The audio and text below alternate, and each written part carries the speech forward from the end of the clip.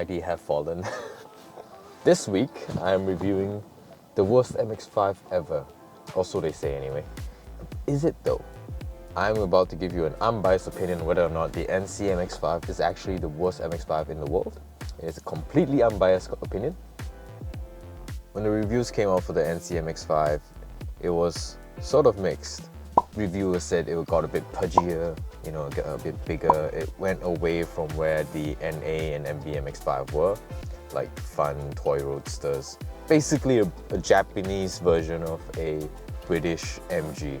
The market perspective on this car has actually really changed recently. Buyers are coming around and realizing how much car you can get for the price point they are right now, because they were technically the worst MX-5, so the prices were low. For a good condition MB, you're right on the cusp of a slightly higher mileage NC anyway. And the proposition is great. You get a newer car, cruise control, volume control, bunch of cup holders, 6-speed gearbox as standard in Australia anyway, and an LSD, a retractable hardtop, and if you get the PRHT version of this car, yeah, the package just seems better because most MBs have been pretty ragged at this point. And this car has been brought to you by, well, me.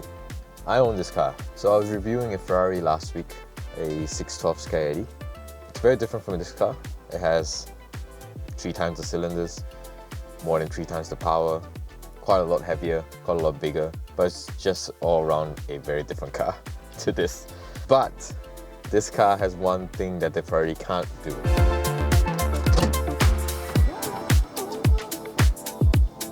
So, how does it like to drive? Obviously, the car is very small, especially on these Australian roads. You do find that you really fit within the lines and you can play around a little bit. So that really helps when you're out in the mountains and driving around. Is it the worst MX-5? It is an MX-5. The NA and the MB were pure, they were raw, they were as British as a Japanese roadster could be. It did come with a normal soft top like the MB and the NA. You have stock, non-removable, 4 cup holders, with 1 on the door on each side and 2 in the center console. You have a glove box, which the ND doesn't. You still have the usual roly-poly handling that the MX-5 is known for. One of the first mods people do is actually the anti-roll bars because of how much this car leans through the corners. A lot of people say, oh, it's great, but it just rolls so much, but who cares? The amount it rolls just increases the amount of fun you have because it always constantly feels like you're about to fall over and fall out of your car. Makes it fun. Slow speeds just feel so much faster and it just amplifies the joy that you feel. Driving it slowly, 8/10 to 9/10, cruising through some great canyon roads, feeling the tarmac underneath you, feeling the weight transfer, feeling how it leans over corners. You got the great shifter, great steering feel, and this steering is actually still hydraulic. The ND MX-5 is an electric rack, so this maintains a bit more feel. If you go over like a painted line, you can even feel traction in that small section is not as high. The reflector transfers through the steering. The weighting of the steering is just right. It's not so heavy that it's cumbersome and hard to drive. It weights up in the corners really well. It's not vague in the center. Small little like inputs in the center. You can actually feel the car move.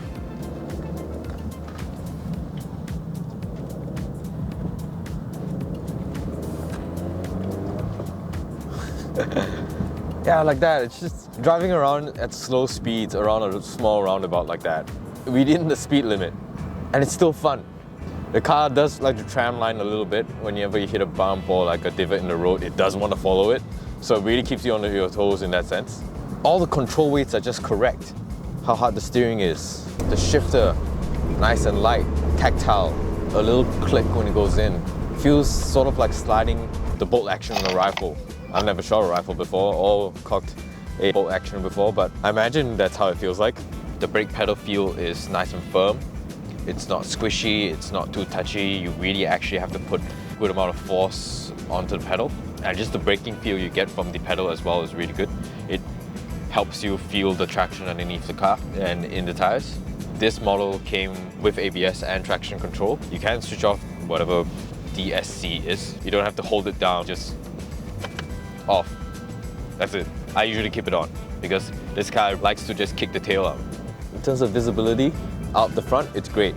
The windscreen is nice and large and it wraps around slightly, so it doesn't really like obstruct your view. The view out, it's a little bit tall, I'm not gonna lie. I'm very short and I think it's just a little bit too tall to feel like a, you know, a hunkered down sort of sports car sort of feel, but technically it isn't. The suspension is on the soft side over bumps and undulations on the road. You have a confidence to be able to like push it slightly, and if there's a pothole or something that you hit, it's not the end of the world. It doesn't feel like your spine's about to shoot out your head. There are a bunch of people who modify these cars. They lower it down, they slam it, they put stiffer springs on it, and it sort of ruins the ride handling, but you know, race car, you do you. And that brings me on to the community. It's such a big spread. You get everyone from like a retired 65-year-old who just wants to live out his younger days, the young guy who just got on his P's, who is a car enthusiast, and this is maybe his first car. Guys who just love to do toke runs, guys who just want to do track days all the time, guys who don't care about any of that and just cruise around near the beaches. Such a spread. No one actually hates an MX-5. If you are, you're dead inside. How can you hate this car? Look at it.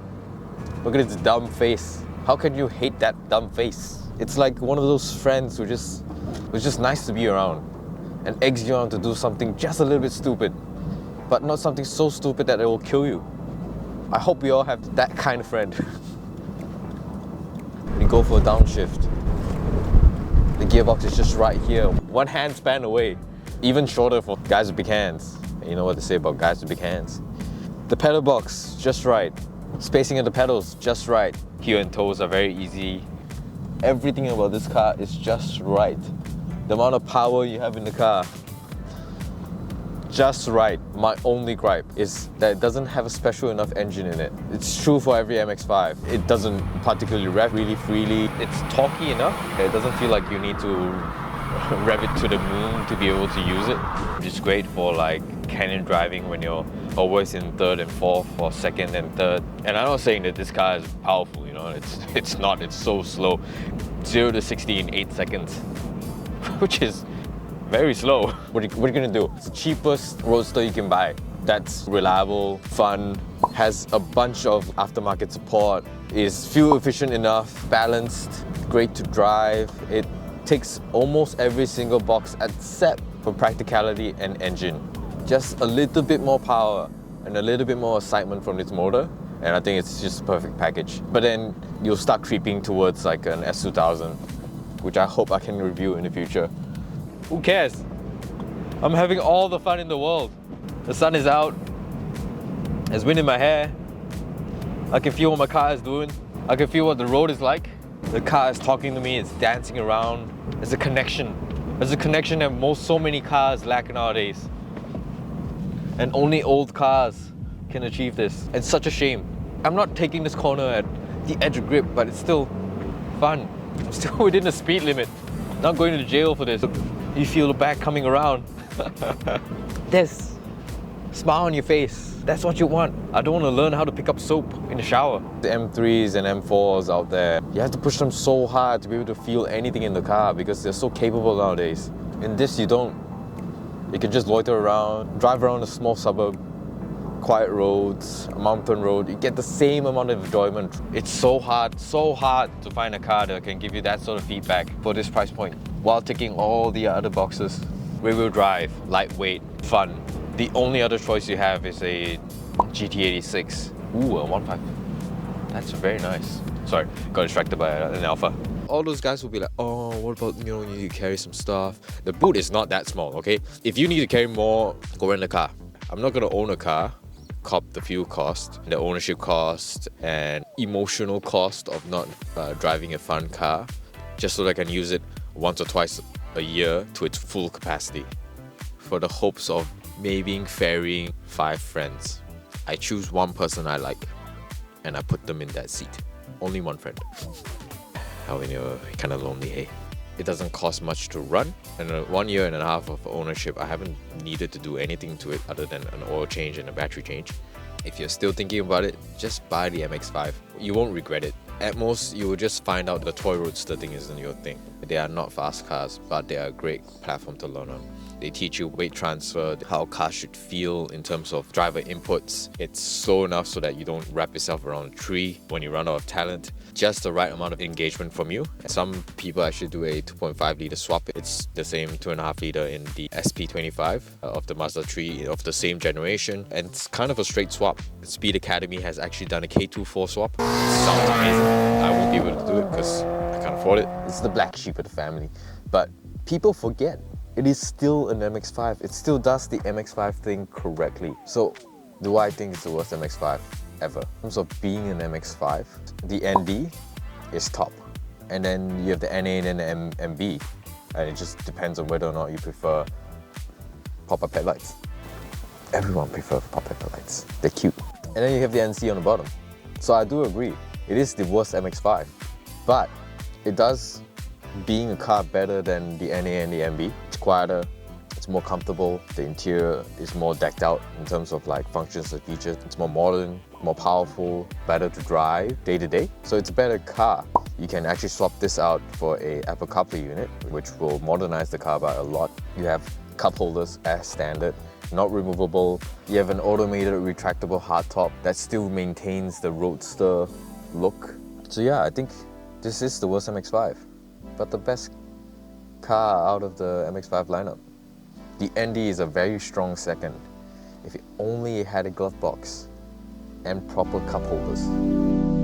I do not regret buying this car, but I will regret selling it. It is so much fun. The summation of the whole car and how it's set up, its characteristics, the community it has, the story behind it, how it makes you feel on the inside. I don't think there's anything else in this price range that can do that.